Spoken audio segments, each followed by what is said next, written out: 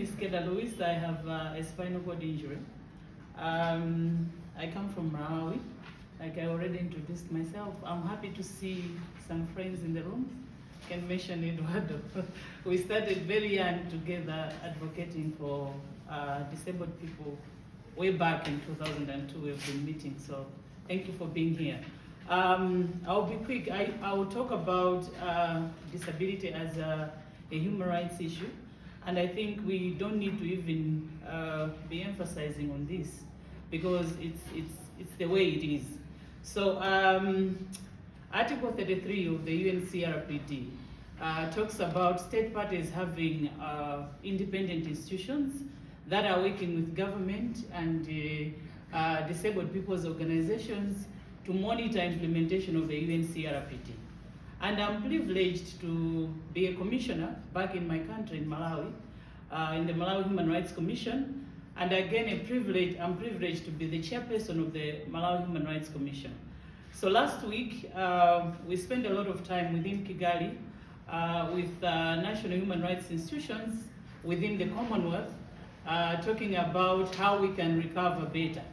And one of the issues that all the national human rights institutions that spoke at that big meeting was the issue of being deliberate to be inclusive of our approaches in responding to COVID-19 and any future crises that may come.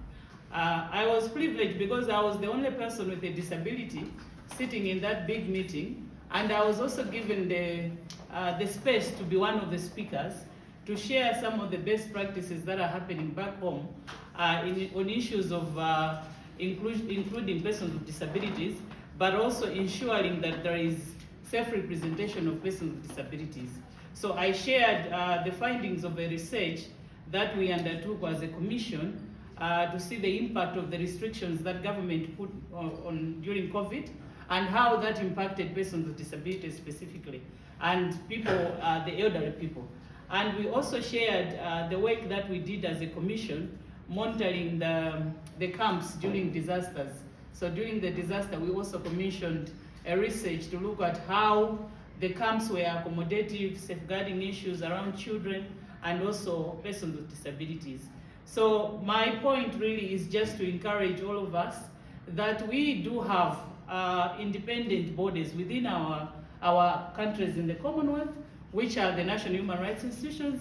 These are constitutional bodies mandated to protect and promote human rights in general, but also protect human rights for persons with disabilities and other marginalized groups. So it is important that national human rights commissions work together with disabled people's organizations to make sure that they are drawing the needed expertise to support them to make inclusion a reality.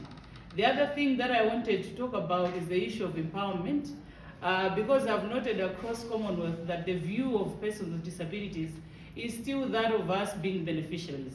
So when you talk about people with disabilities, like I've had a number of engagements within these meetings, and you find that people are talking like, okay, we did this for persons with disabilities. We gave them food during COVID. We gave them medicine during COVID.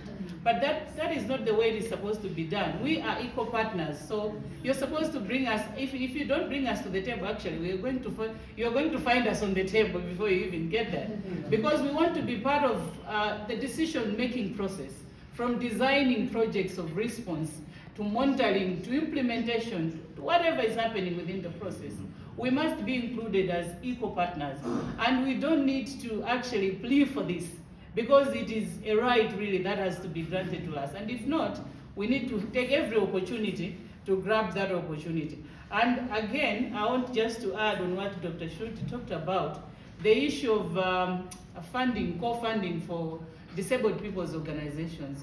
So I was just reflecting on this and noting that disabled people's organizations are at threat of sustainability if they don't get co-funding, because they are left to get funding from donors or other partners, which may not sustain that funding. But if government allocates specific funding to DPOs to implement their projects, to do capacity building, that will sustain the continuance of the DPOs.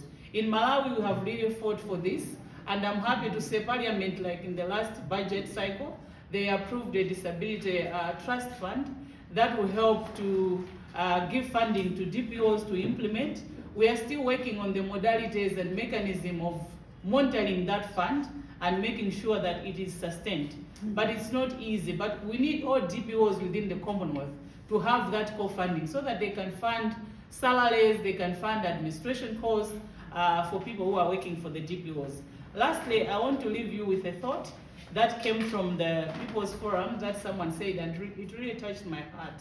That sometimes when we look at issues of disability, we think that it is a problem that needs to be fixed. It is not a problem.